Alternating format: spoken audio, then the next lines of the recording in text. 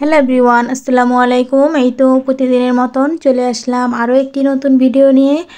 আর এই যে এদিকে বড় মেয়েকে জেলি দিয়ে রুটি বানিয়ে দিতেছি। ও আবার জেলিটা খুব পছন্দ করে। আমরা আবার অবশ্য জেলি দিয়ে রুটি খাই না। আমার ননদ করে কি, রুটিটা ভালো করে ভেজে তারপরে যে আমরা চা দিয়ে খাই, খুবই মজা লাগে এভাবে খেলে। আর আমার বড় মেয়ে হচ্ছে এভাবে খায়। এই তো এই যে এখন মেয়েকে দিব, একটা রুটি খাবে, বেশি খাবে না, এক পিসে ওর জন্য।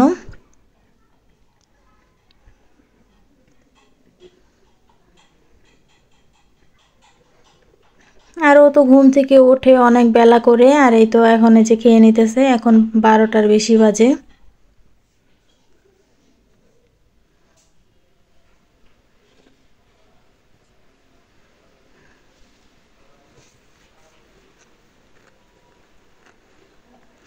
আর এই তো এই যে সকালে তো নাস্তা করেছি আমরা, এখন তো যে দুপুরে রান্না বান্না শুরু করে দিয়েছি। দুপুরে আজকে যে লাউ শাক দিয়ে চিংড়ি মাছের ঝোল রান্না করব, আবার আলু দিয়েছি সাথে। প্রথমে আমি মশলাটা ভালো করে কষিয়ে নিয়েছি, তেল সারা কষে চিংড়ি মাছ সাথে দিয়েছি। আর এই যে পানি দিয়ে ঝোল করে এখন লাউ পাতা দিয়ে দিলাম।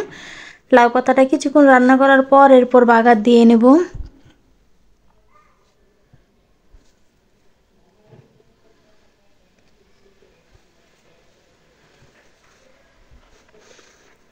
আর এই যে এদিকে আমি এখন এই যে ঝোলটা বাগার দিয়ে নেব। এখানে আমি রসুন কুচি দিয়েছি আর শুকনো মরিচ। আর এই তো এখন এই যে বাগার দিয়ে নেব।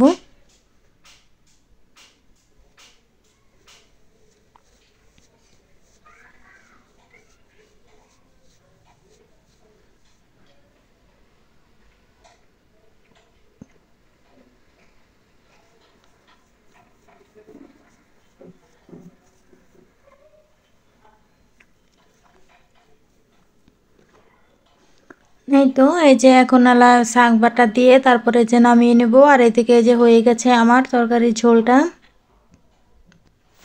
আর এই যে এদিকে আমার মেয়ে বসে আছে, ছোট মেয়ে চেয়ারে খেলতেছে। ও একাই এখন চেয়ারে উঠতে পারে, আবার একাই নামতে পারে।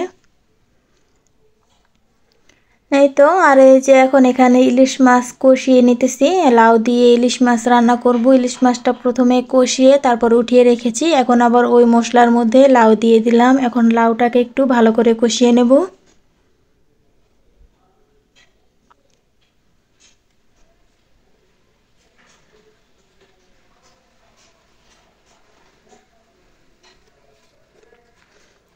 আর এদিকে যে লাউটা ভালো করে কষিয়ে পরিমাণ মতন পানি দিয়েছিলাম। আর এই যে এখন তরকারিটা আমার হয়ে এসেছে, এখন এই যে ধনিয়া পাতা দিয়ে তারপরে যে নামিয়ে নেব।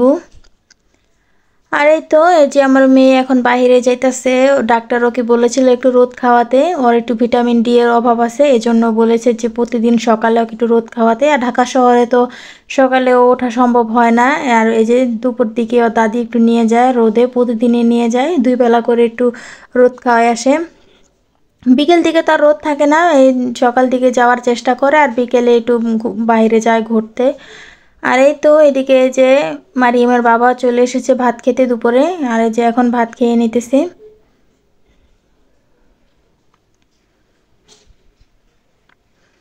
আর এই যে দুপুরে খাওয়া দাওয়া শেষ করে আমরা হচ্ছে বিকেল থেকে দুধ চা খাইতেছি। আর আমার ননদের হাতের এই দুধ চা তো অনেক মজা হয়, আর আমরা প্রতিদিনই খাই। সকালে রং চা বানাই, সকালে আমার শাশুড়ি আর শ্বশুর খায় রং চা, সকালে আমরা খাই না, বিকেল দিকেই খাই আমি আর আমার ননদ দুধ চা।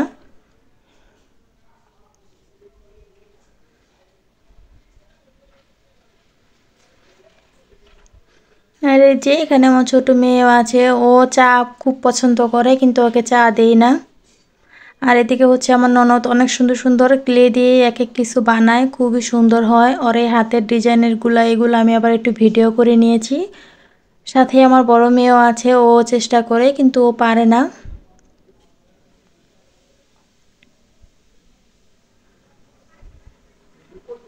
এই যে এখানে একটা অনেক সুন্দর কিউট একটা বানিয়েছে।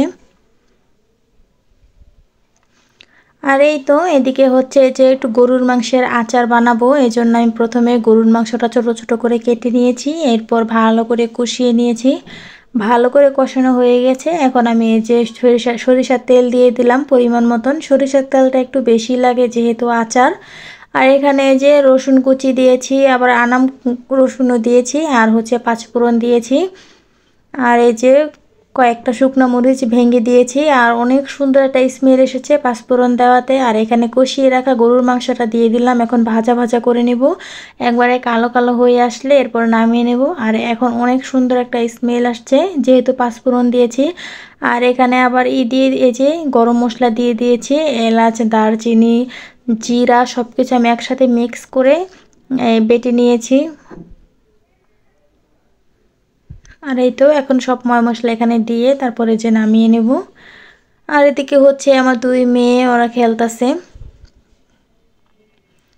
তাই ওদেরও আবার একটু ভিডিও করে নিলাম। আমার মেয়ে তো চালাতে পারে না, তারপরও ধরে রাখবে। প্রথমে তো আর বড় বোন চালাতে লইছিল, এখন ও আবার নিয়ে গেছে।